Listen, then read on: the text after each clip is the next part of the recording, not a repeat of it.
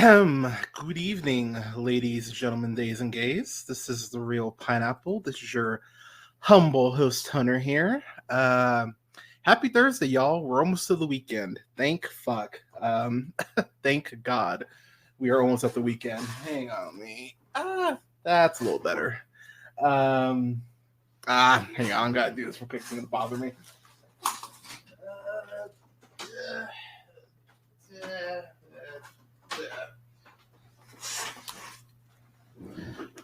Yeah, it's a little better. All right. Evening, everybody. Again, happy Thursday to y'all.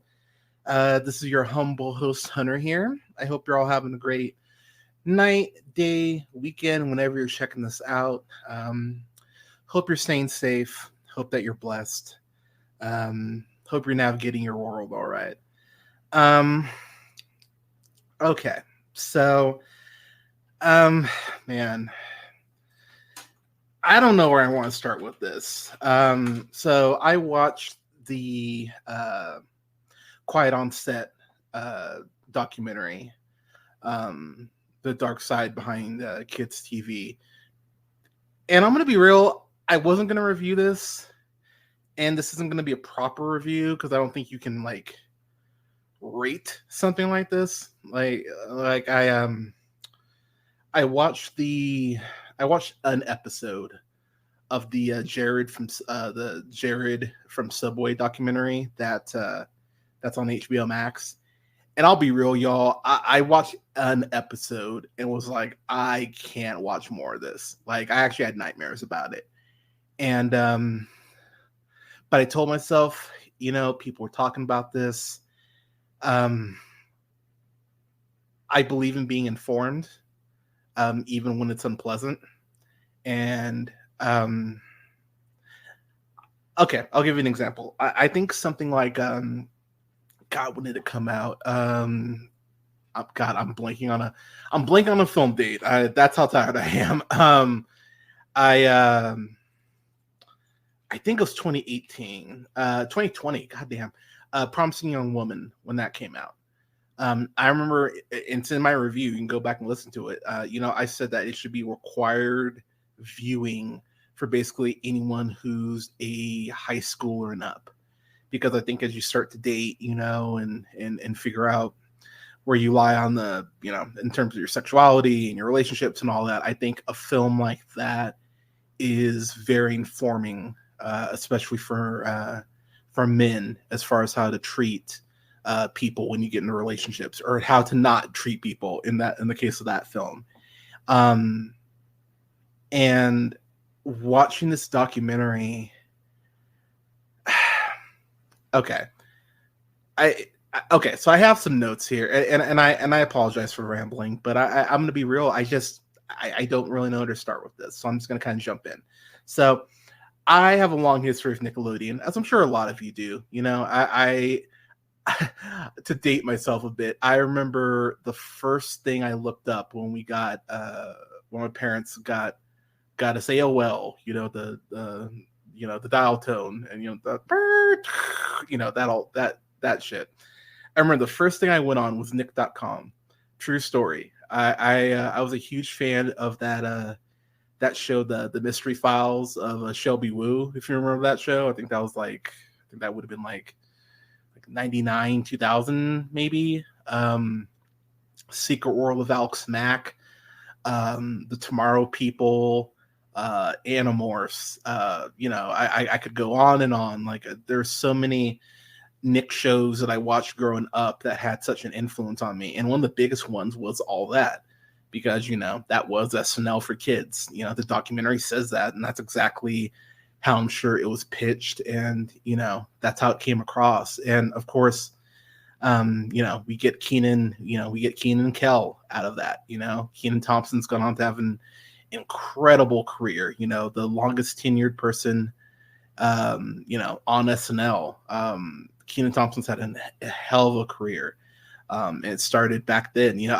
I'll admit, I remember, being 8, 9. I was like, feeling like a chunky fat black kid and going, wow, Kenan Thompson made it. Like, he's funny. Like, maybe I could, maybe I could somehow do comedy or whatever, and so I have a lot of ties to Nickelodeon as far as, my early development.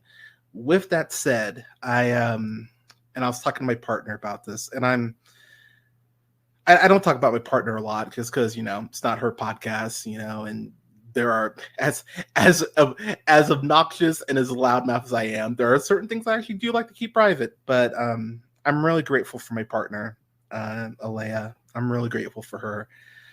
And one of the reasons why is because we're able to talk about anything. And even if we don't agree, even if we debate, I always feel like she hears me, and I always feel like I hear her, and I'm very grateful for that. And I think that the discourse around this, I think is one of those cases where we have to be careful in the sense of, yes, Dan Schneider, just off of this one thing, I went, oh wow, you're fucking wrong for that.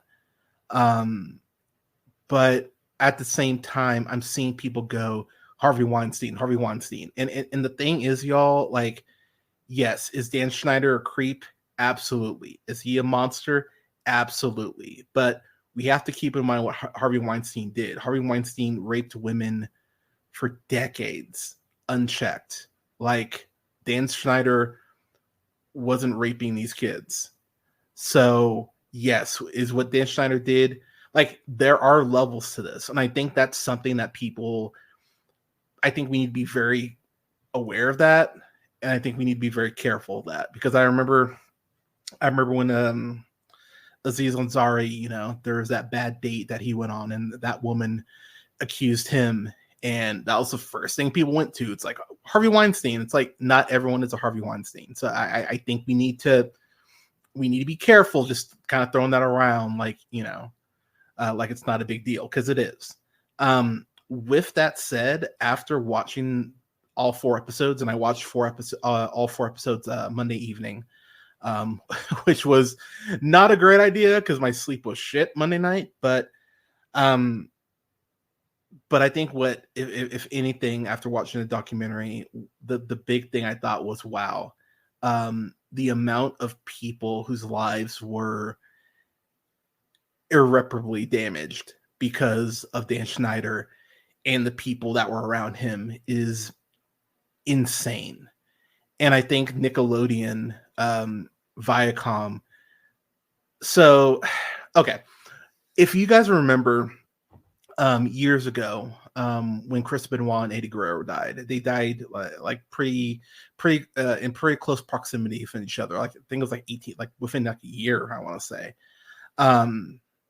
But once that happened, they had wrestlers on, like Larry King Live and CNN and all this shit. And the public discourse really held WWE in particular to the fire, and was like, shit needs to change. You can't be hitting people in the head with fucking chairs and not think that CTE is not going to be a thing. Chris Nowitzki, he's been huge. Like, the NFL especially hates Christopher Nowitzki because the research he's done on concussions and CTE has been groundbreaking. But there was accountability from multiple people, again, Nowitzki in particular, that went ahead and held the NFL and, WWE to the fire. And so, the NFL continued to, find ways to modify the helmets. And shout out to Afternoon Tune. Yeah, I was a Nick kid.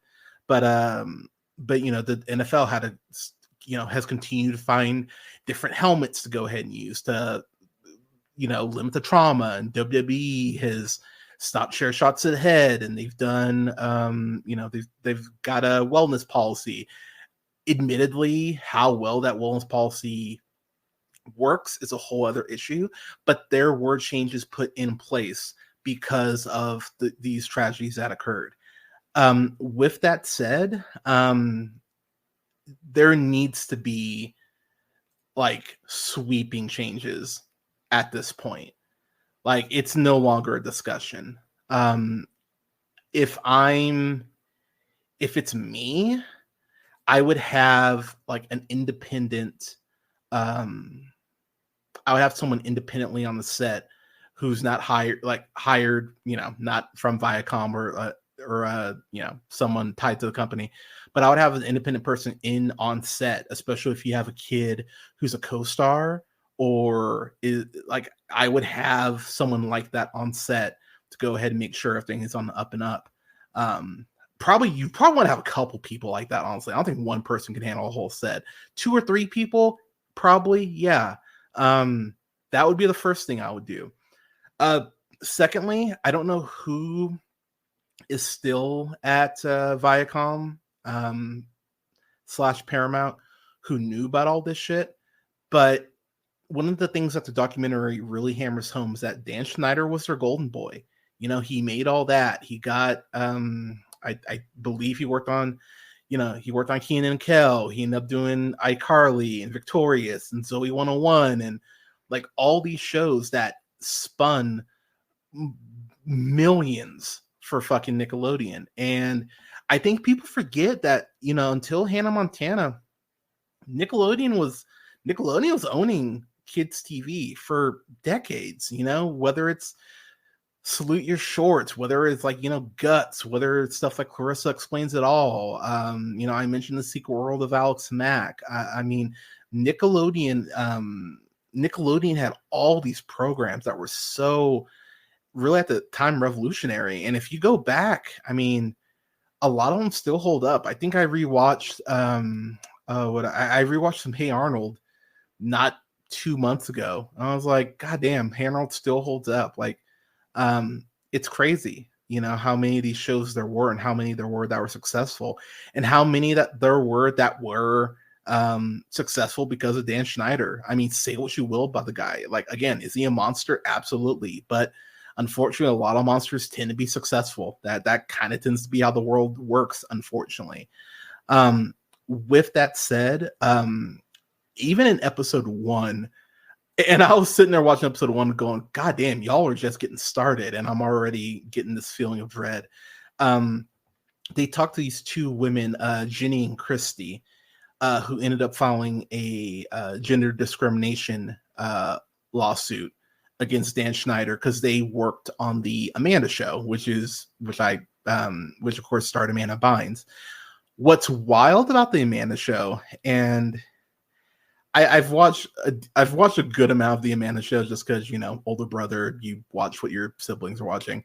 So I always thought even as a teenager that the stalker that Amanda Bynes played, because, of course she plays Amanda on the show, but I always thought the stalker she played was called Penelope Tate.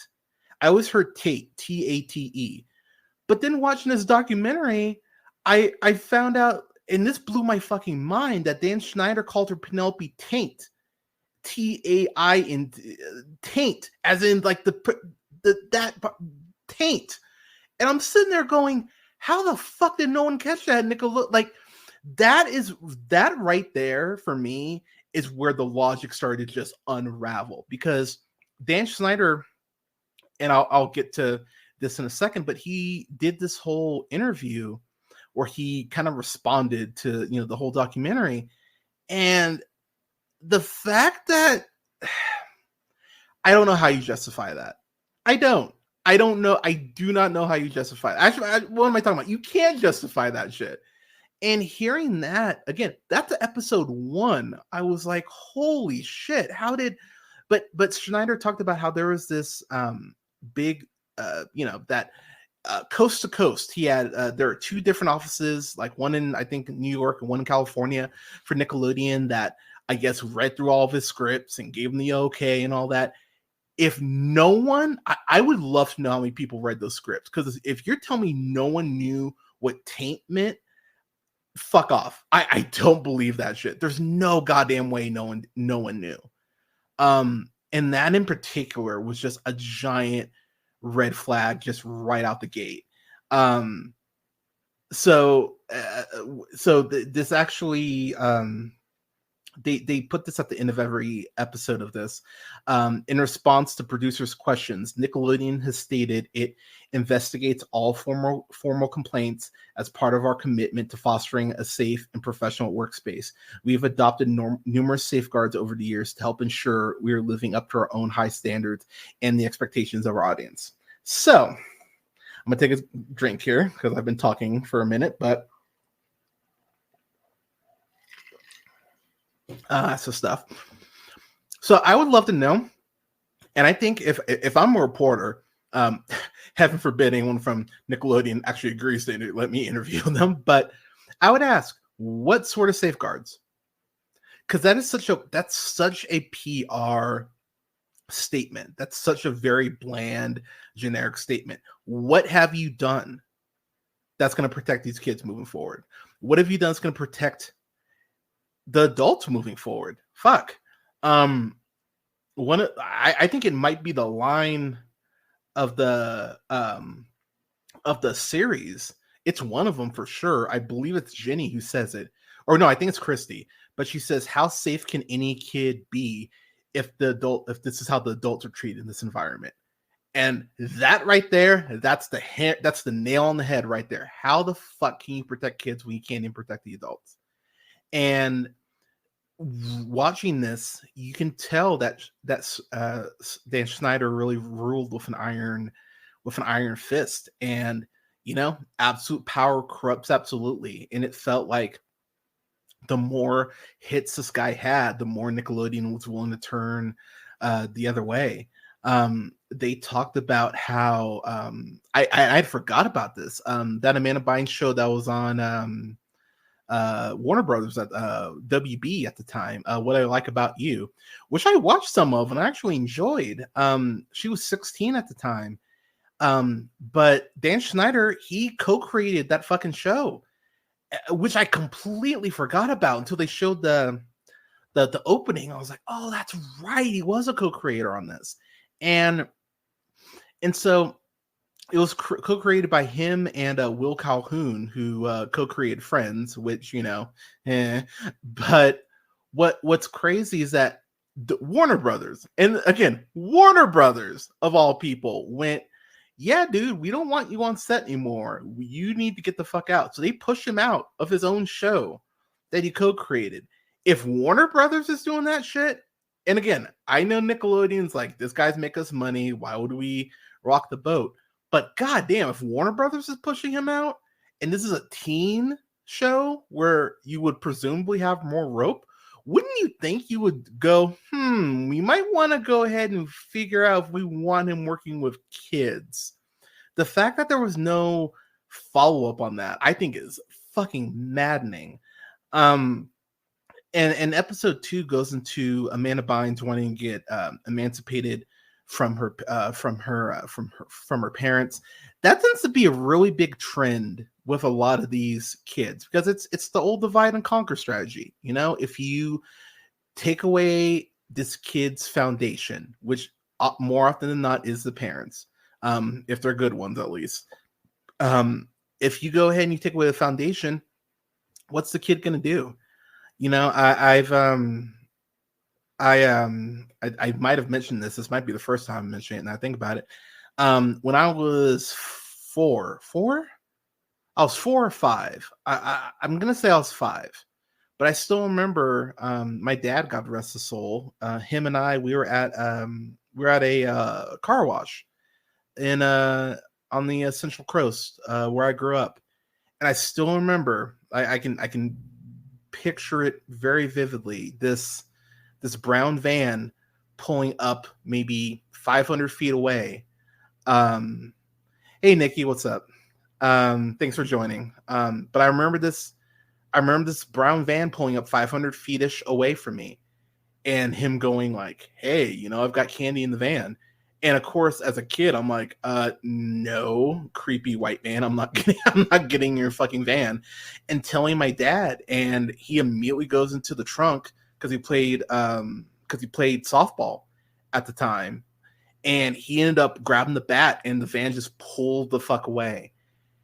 And, you know, I'm almost 37 now. Anytime I see a brown van, I don't see them often, but my hand legit like twitches to this day because of that shit. And so when I'm watching what these kids were subjected to, my heart just fucking breaks for them. And I just, you know, and it's so frustrating because look, I know in the Me Too era, you know, I understand that discourse just got, I think that discourse just got muddy. I think there are a lot of people who wanted to tell their stories and actually had stories to tell. And then, of course, you had people who were fucking it up because all it takes is one person to lie to go ahead and discredit the whole movement. Unfortunately, that's how movements work.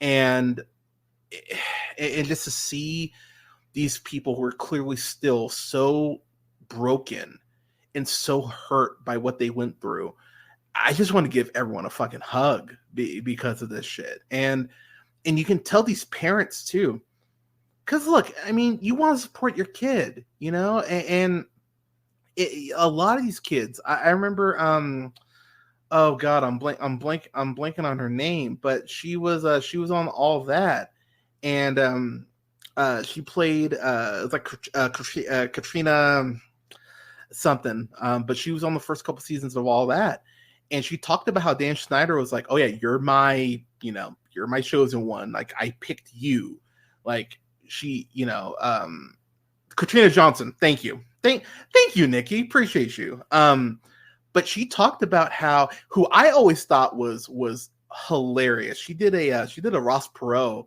impression that was so goddamn funny. Like you can actually go back, like if you want to YouTube that shit, I would recommend it. She like her Ross Perot was fucking spot on. It was weird how great it was. Katrina Johnson has grown up to be like a very beautiful woman. She seems happy. Like you know, but she talked about how, you know, she was very much being told that, hey, you're next, you know, you're going to be that next person to ascend. And then Amanda Bynes shows up and she had a growth spurt like over summer. And so she no longer looked like a kid, you know, she looked like a, you know, like a young teenager. And yeah, it's crazy how, you know, she puts on a little weight because, you know, you're growing up. Fuck, ask the kids about Stranger Things about that shit, you know, when season 5 come out. But it's crazy how quickly Schneider just moved on and was like, okay, you're the old toy, like over here. Okay, so I gotta get in this part of it, and I really don't want to, but I need to. We gotta talk about Drake Bell. Okay, so I know Drake Bell had his own shit. I believe he like text he had inappropriate text with like a minor. I think he got like 2 years probation if memory serves.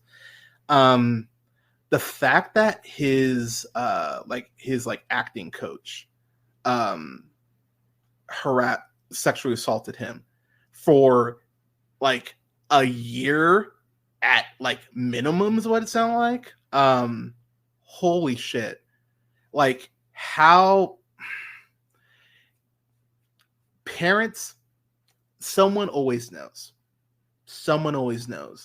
And his dad, clearly, and I think a lot of people just have that vibe on people as far as like, you know, I've made the joke on the podcast where, you know, I've met people out at bars or whatever, and I've just been like you're giving me bad vibes, or you know, like there's something off about you. Like I can't place it, but I know there's something about you that I don't like. And you know, hearing Drake's dad talk about that, about how incredibly uncomfortable he was around Brian Peck, that's his name. Talking about how uncomfortable he was around him from jump, and how he kept getting more uncomfortable being around him. It's crazy to me, like where that ended up. And I think I think what's really difficult too about this is that you as a kid, you trust adults and you're told to trust adults. You're like, I remember growing up, you were constantly told, especially me growing up in church, which I will get to in a fucking second. But you're told like you can trust adults. You can trust adults, they have your best interests at heart. But we're sending kids to schools where they're getting shot at and potentially getting killed. We're sending kids to church where they're potentially getting raped. So, can you trust adults? The world is saying no, clearly. And and Nikki, you bring up a good point. Like, why would you question any of this when you're doing what you love to do the most? And that is something that comes across very clearly from Drake Bell, is that he was doing what he loved. He wanted to entertain. He wanted to, play music. Like he got a shot that so many people would kill for.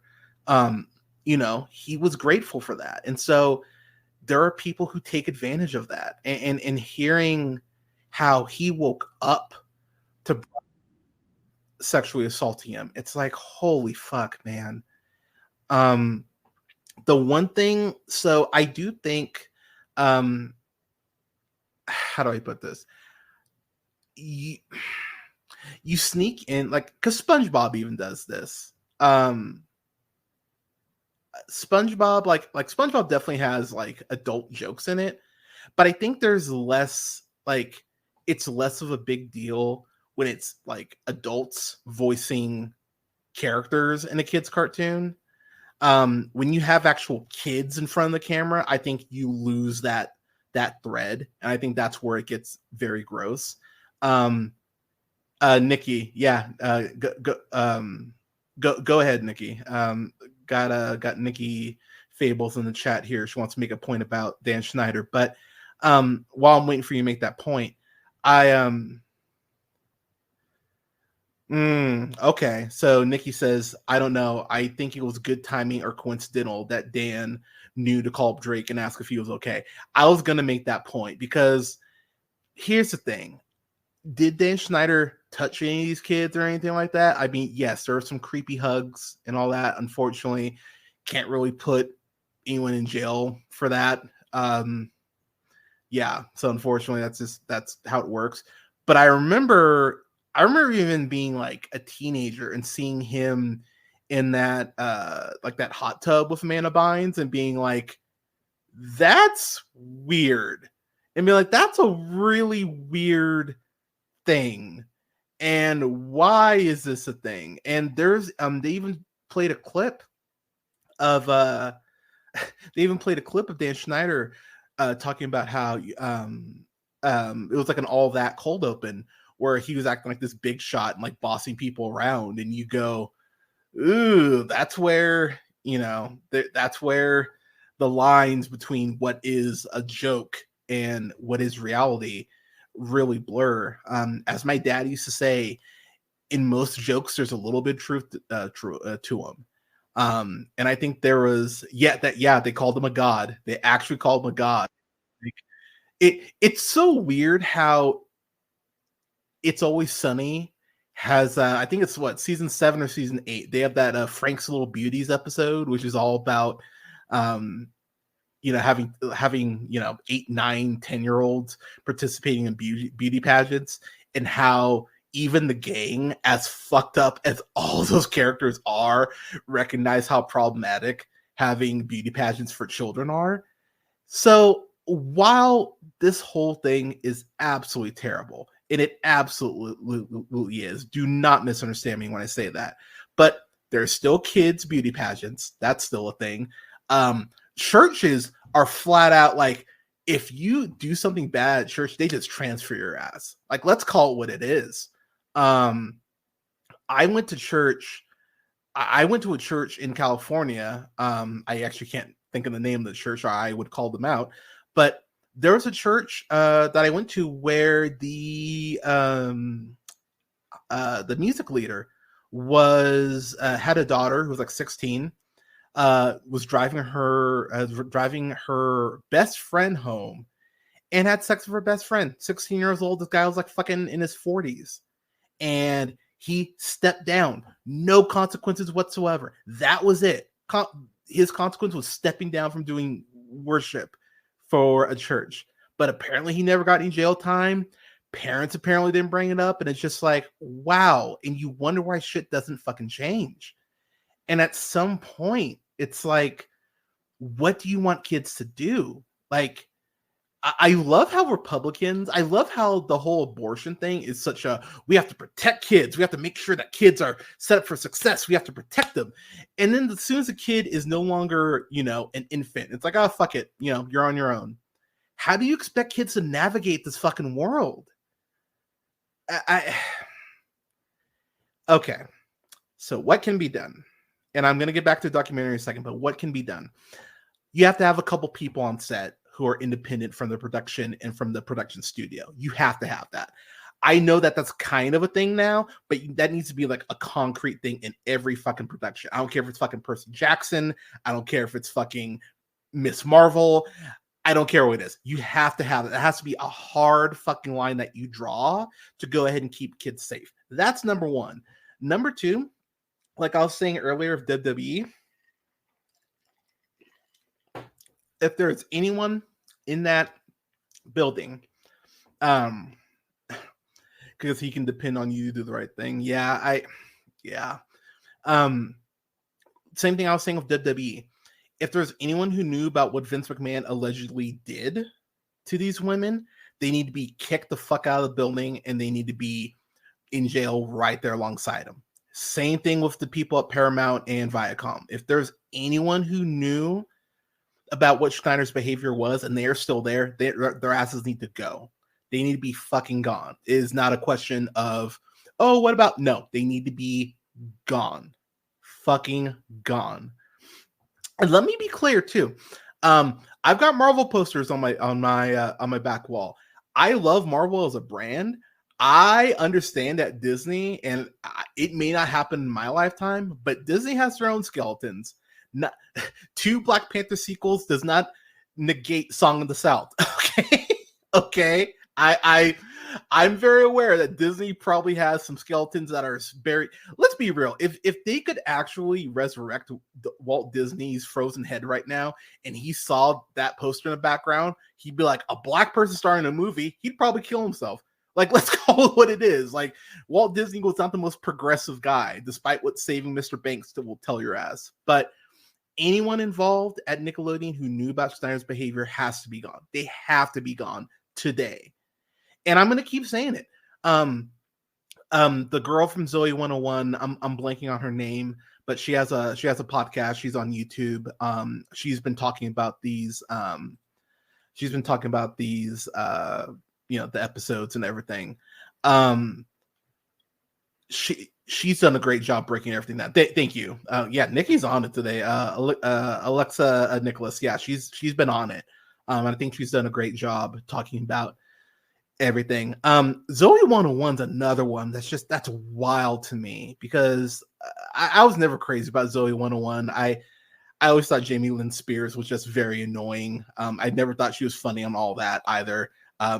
Apparently she's a piece of shit. So, I was apparently right on that one. But there is that scene that they showed where Zoe was trying to bite like a kind of like a gusher type thing, and it just shoots on her face, and it's like and apparently and Alexa said that the crew even said that's a cum shot. And I'm like, you shouldn't be saying the word cum near kids at all, number one. And number two, again, how do you write that? So it's actually really weird. It made me think of this is such a random fucking reference.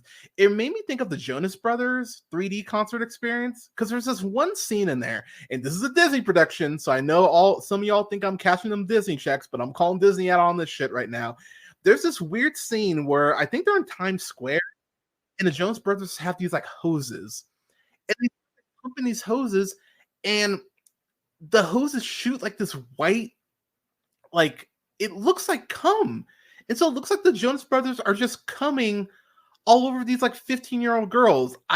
It's in the concert film somewhere. I don't remember, like, I don't have a fucking timestamp for it, but I just remember watching the documentary or the concert film, whatever. I remember watching that and going, like, you're pushing this purity ring bullshit, which they were clearly not following. And then you have this scene in here, which is ew. Like, it's a very gross scene. Again, like, you can find, like, it's on Disney Plus. Like, I know it's still on there because for some reason it was recommending if I wanted to watch the Jonas Brothers the other day. And I'm like, no, I don't want to watch the fucking Jonas Brothers. But stuff like this has happened for so fucking long. And so it feels like racism and sexism, where it's like you have to start chopping the shit down, but where the fuck do you start? So, you know, like I said, I would start off minimum with getting these people the fuck out. That's the first thing you need. Secondly, you need more diversity in your boards across the board. You need more women in positions of power. You need more people of color in positions of power. You need more people who are members of the LGBTQ community in power. You need to actually not have it just be cis straight white men across the board. You need to have a diversity. Diversity shouldn't just be a newsletter. You should actually have multiple types of people to go ahead and help facilitate change. That's how change happens. So that's another thing. Third and most importantly, if I'm a parent, I'm on set every day. Like, you have to allow these parents to be on set and actually be able to talk to their kids and be like, are you comfortable doing this? Are you uncomfortable doing this? Nikki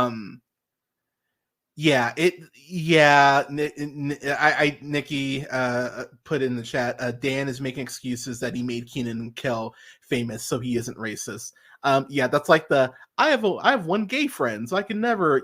It's fuck off. I fucking hate that logic. It's so straw hat. I fucking hate that so much. It's like that would be like saying, well, like, my mom gave birth to me, I couldn't be sexist. Like, it's fuck you. I hate that.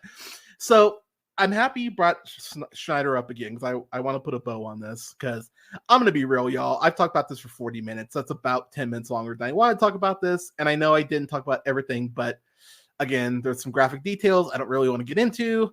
But Dan Schneider did an interview with one of the guys who, the fucker who used to sell smoothies on Zoe 101, like, who was an adult at the time. I can't remember the dude's name, but he did an interview with him, and there's this one part. Yeah, I think it's Tebow.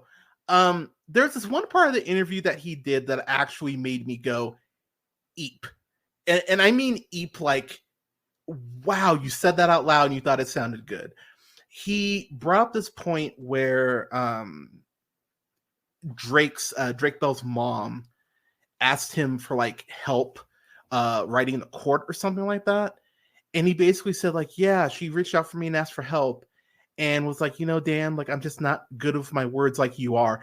And the moment he said that, I was like, oh, dude, like, this isn't about accountability. This isn't about you wanting to be better. This isn't about you wanting to apologize. Like, you're an asshole. And the thing about Dan Schneider too is, at the end of the day, okay, this is what it reminds me of. Do you all remember when Chris Brown beat up Rihanna? And then I think he did the AMAs, and he covered Michael Jackson's Man in the Mirror, and he started crying. I put crying very heavily in quotes. And I remember so many women fell for that shit. They're like, but he cried. He didn't mean to hit Rihanna. I was like, you're fucking dumb. Like, you think this motherfucker wasn't thinking ahead and knew exactly what he was doing? It's all I could think of when I was watching the Dan Schneider interview. I was like, you're not sorry at all. You're sorry you got caught. And what's really unfortunate is there's probably nothing that can be done at this point as far as, like, criminal investigation. Now, I could be wrong. I could be totally wrong. And I hope I'm wrong. Because, look, I mean, it took decades for people to get Harvey Weinstein. It took decades for people to get R. Kelly. It took decades for people to get Bill Cosby. Like, the wheels of justice, unfortunately, when you're rich, move like at a turtle's pace because you can just slow everything down. So Dan Schneider is not a poor man. Unfortunately, he'll probably be fine for the rest of his living days. But what I can pray for at the very least, and I have Jeanette McCurdy's book on my Audible. I haven't listened to it yet. I'm finishing up the John Moxley book, which is fucking excellent, by the way, if you're a pro wrestling fan. But I've got about half of that left. But once I'm done with that book, I'm moving on to Jeanette McCurdy's book and then on to Viola Davis's book. So those are my next couple books I'm going to be listening to. But I got to give Jeanette McCurdy all the credit in the world, and I have to give Drake Bell all the credit in the world, and I got to give everyone who's come out and spoken out about this all the credit in the world for sharing their stories. And it's not easy, you know. It's not easy to be vulnerable. It's not easy to admit that you suffered. It's not easy to bare your soul like that. And to all these people who were affected and went through this, and it's very reminiscent to me of like the Hyde shit from that 70s show, where I'm just like, man, like, I love that 70s show. That's one of my favorite shows.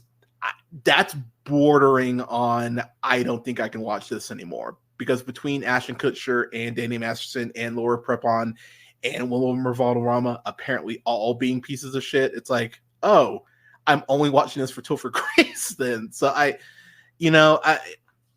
and this is the last thing I'll say, because I don't think there's a blanket answer. I know that there are some people who can still read and watch Harry Potter and are like, cool. I know that J.K. Rowling is a bigot.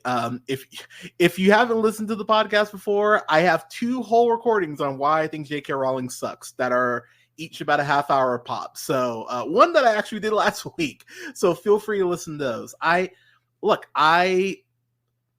have a partner that, you know, that loves Harry Potter, that connected with a lot of her LGBTQ friends because of Harry Potter. So she has those memories of her friends. So those are the memories that are associated with her, not the creator. I understand that. Ethical consumption of something is maybe the most complicated conversation you can have in the fucking world. Because I'll still be able to watch SpongeBob, because SpongeBob is just, I mean, SpongeBob's a great show to watch high, number one. But number two, I just have a lot of fun memories with SpongeBob. So I can still watch SpongeBob. I'll be real though, I never had these attachments to Zoe 101 or Sam and Cat or anything like that. I will say I've watched the iCarly reboot and I really enjoyed it. And now it's like, man, I don't know if I'm going to be able to go back and watch that. And the fact that Jeanette McCurdy didn't come back from that, I think that should have been a real big sign for people as far as like, there's something going on. But with that said, I'm not even going to rate this. I can't rate this. I do believe it's something everyone should watch.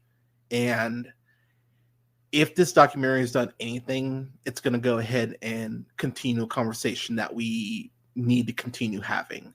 But what I would tell people, and I know a lot of people aren't going to want to hear this, but it's me and I don't give a shit. If you really care about kids, it can't just stop with, the Hollywood elites. It needs to start with reproduction rights. It needs to start with gun control laws so that your kids can actually go to school and not get shot. It needs to start with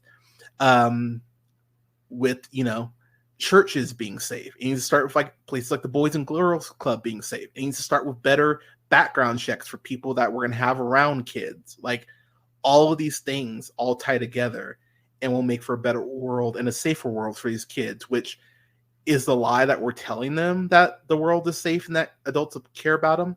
So let's start actually making this world a better place for children. Yeah, that's all I got. I don't want to talk about this anymore.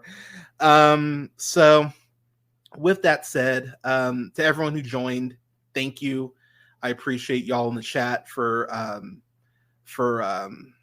sticking with me. Nikki Fables. I don't know if you have a Twitch channel, but I'm gonna check. I'll definitely subscribe to you. Oh yeah, before I get out of here, in some lighter news, I'm gonna be back on Twitch Saturday because I'm gonna be talking. I was gonna do it last night, but I fell behind on time and stuff. But I'm gonna start doing my AEW Dynamite reviews weekly. I'm gonna do one on Saturday morning. I'll let y'all know when. All right, Nikki, I'm gonna subscribe to you, homie. I really appreciate you joining, but I'm gonna go ahead and do an AEW stream on Saturday. I'm still training at my new job, so I don't know when I'm gonna be hopping back onto Twitch regularly, but I am going to be doing at least a stream a week moving forward. I will upload my schedule here this weekend. As far as what's coming up next, I'm going to have a review for the new Roadhouse movie with Jake Gyllenhaal and Conor McGregor. I'll have a review up for that on the channel. I'll review up for that. I'm going to have a review up for Damsel, the new Millie Bobby Brown movie. I'll have a review up for that. Going to have a review up for The Beekeeper, the new Jason Statham movie. I'm going to try to sneak off to the theater and watch Love Lies Bleeding because that movie just looks fucking fantastic. In a couple weeks, since it's actually, I guess it would be a week from this next Thursday, 2 weeks from today, I'll review up for Monkey Man because I am going to sneak out to the theater and see that shit because Monkey Man looks awesome. I fucking love Dev Patel. But yeah, y'all got some stuff come down the pipeline for y'all, and I am going to start streaming games. I haven't figured out what I want to stream first because I'm kind of through a lot of stuff I'm playing right now. So I might start with South Park Snow Day. I haven't decided, but I'm going to start streaming games here soon. But I will I'll keep y'all in the loop on when that happens. But everyone, thank you so much for listening. Thank you for the engagement. I know these are not easy conversations to have, but yeah, I'm really grateful for y'all for joining and all that jazz. But everyone, please stay safe out there. Take care of each other. Give someone a hug. Like I think we could all use more hugs right now.